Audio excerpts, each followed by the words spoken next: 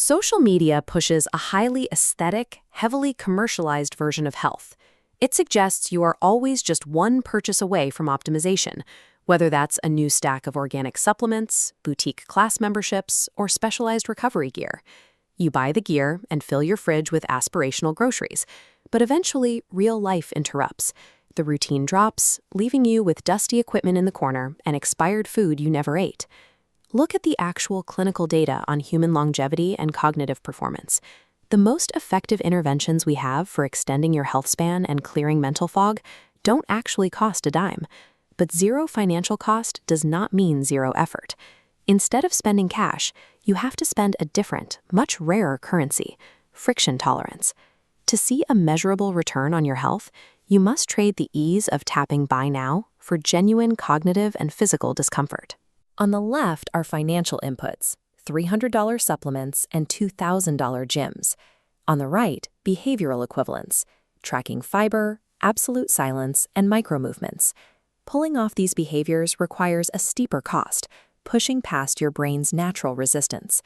Buying a product provides an immediate, cheap dopamine spike. It makes you feel like you've accomplished something before you've taken a single step, which is exactly why the behavior rarely lasts. Zero-cost habits force you to do the work. They yield sustainable, physiological changes, but only if you deny your brain the path of least resistance. Improving your health outcomes is a daily test of enduring initial discomfort to raise your biological baselines. Let's evaluate these zero-cost habits by looking at how much friction they require versus the actual yield they produce. This chart maps out that trade-off. The y-axis tracks the biological or mental yield you get back, while the x-axis tracks the required friction and discomfort. We'll start with cognitive resets. These three nodes represent habits designed to clear attention residue and restore dopamine baselines. Take the do-nothing break. Instead of grabbing your phone between tasks to check social media, you impose 10 minutes of complete silence on yourself. To your brain, this feels awful at first. You sit there, staring at the ceiling, actively dealing with boredom, racing thoughts, and immediate dopamine withdrawal. Then there's the 20-minute deep work rule. Achieving a flow state requires a heavy cognitive load up front to push through the initial resistance without letting yourself switch tabs. Or setting active boundaries on scrolling. You have to physically force yourself out of a highly optimized, addictive loop to put the device away. Restoring your focus demands a willingness to endure active boredom over the easy comfort of passive entertainment. Our next category focuses on internal regulation. We call these biological baselines, the maintenance of things like gut health and oxygen intake. Let's bring this back to our chart and plot the friction these internal habits require. You'll see nodes for hitting high daily fiber targets, morning hydration, and breath awareness spreading across the middle to upper sections of the matrix. Consuming 25 to 38 grams of fiber a day provides a significant return on investment. It directly supports your gut biome, regulates satiety, and mitigates the rising risk of colorectal cancer in younger populations. But hitting that specific target requires friction. You have to actively plan meals around whole foods like beans, lentils, and raspberries, rather than defaulting to convenient, highly processed meals. Similarly, correcting chronic breath holding forces you to constantly monitor your nervous system. Most of us hold our breath while working, which mimics a state of physical stress, and fixing it requires tedious self-correction throughout the entire day. Long-term physiological resilience is built through the daily, often annoying maintenance of basic human biology, not through exotic supplements.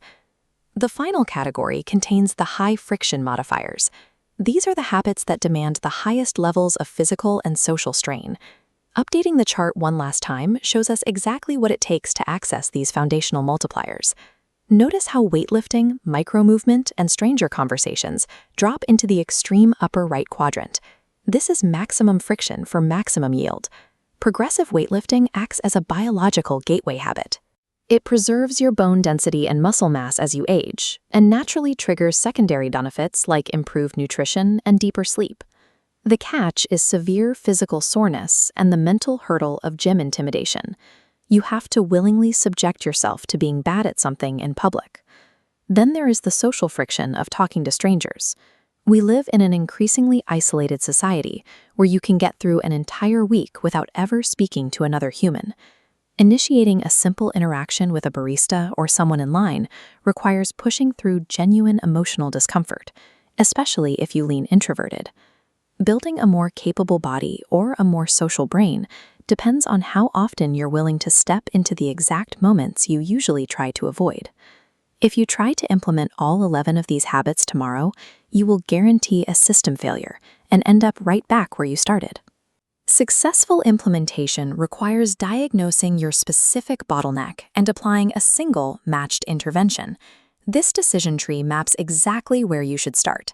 Ask yourself, what is your primary bottleneck right now?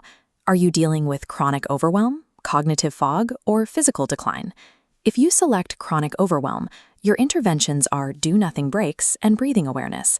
Trade the urge to feel productive for deliberate downregulation. If fighting cognitive fog, your path is 20 minutes of deep work and microdosed walking to restore focus. For physical decline, your required habits are tracking daily fiber and progressive weightlifting to build resilience. The true currency of self-improvement is friction.